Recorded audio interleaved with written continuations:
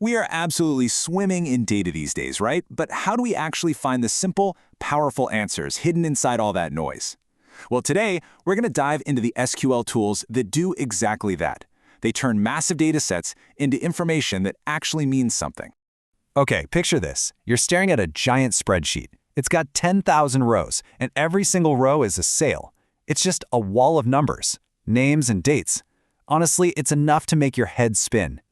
So when you're faced with all that raw data, how do you answer the most basic but most important questions? Like, what was our total revenue this month? Or what's the typical amount a customer spends? You definitely can't just eyeball it. And that's where these come in. SQL Aggregate Functions are basically your secret weapon. They're these simple commands that take thousands of rows of data and aggregate them. They just summarize them into one single super useful number. So let's kick things off with the simplest one of all. I like to call it the head counter because, well, it's all about counting things. The count function that does exactly what it sounds like. It just counts the number of rows in your table. It's that simple, but you'd be amazed how often you need it. Let's use a really easy example. Imagine we've got a database for a small library with a table called Library Books. As you can see, it's just got an ID, a title, and an author for each book. Now, what if we just want to know how many books we have in the library? Easy. We write this simple query. Think of select count star as just tapping the database on the shoulder and asking, hey, can you just count all the rows for me in that library books table? And bam, just like that, the database gives us back a single number, 3. No scrolling, no counting on your fingers, we instantly know we have 3 books. This is a perfect example of turning a whole table of stuff into one clear answer. All right, let's move on to our next set of functions. I call these the calculators. They're designed to do the math for us, giving us totals and averages. For these, we'll use a new table called sales. It's tracking the sale ID, the product, and, most importantly, the sale amount. That numeric amount column is what we're going to be playing with. First up is sum. The sum function does exactly what you'd think. It adds up all the values in a number column. If you need a grand total, this is your go-to.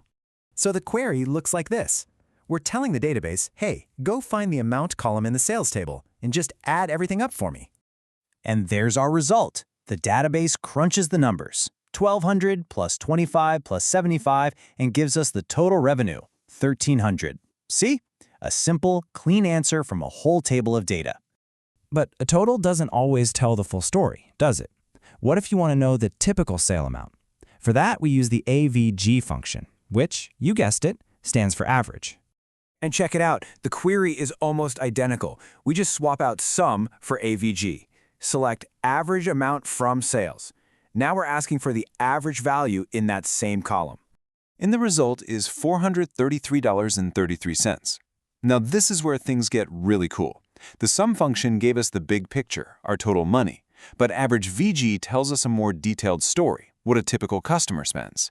You really need both to understand what's going on. In fact, think about it. If your total sum was huge but your average was tiny, it might mean you have a few massive sales skewing the numbers. That's a story you'd completely miss with just one function. Okay, so this is all great for businesses, but how can you use it?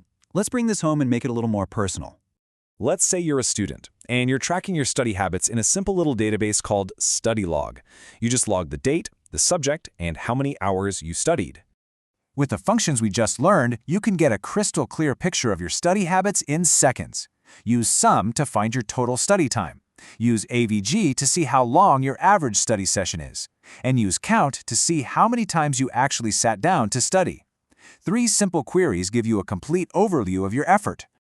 Now, let's take that same exact logic and scale it way, way up.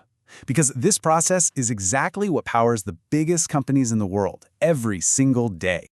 You see, businesses live and die by their KPIs, their key performance indicators. Things like total users, that's just a count. Total revenue, that's a sum. Average order value or average customer rating, yep, those are both AVG. These aren't just numbers on a screen, they're the pulse of the entire business. And this is the really cool part. You don't have to run them one by one. You can run a single, powerful query that calculates all of these metrics at once. In a split second, this one query can tell a company how many customers they have, their total revenue, and their average order value, all at the same time. So let's do a super quick recap. We've looked at 3 fundamental aggregate functions: count for counting things, sum for adding things up, and AVG for finding the average. These are truly the basic building blocks for any kind of data analysis. From libraries and online stores to your own study habits, these functions are how we turn mountains of raw data into a real story. They are the tools you use to find the answers hidden deep inside the numbers. So the only real question left is, what story is your data waiting to tell?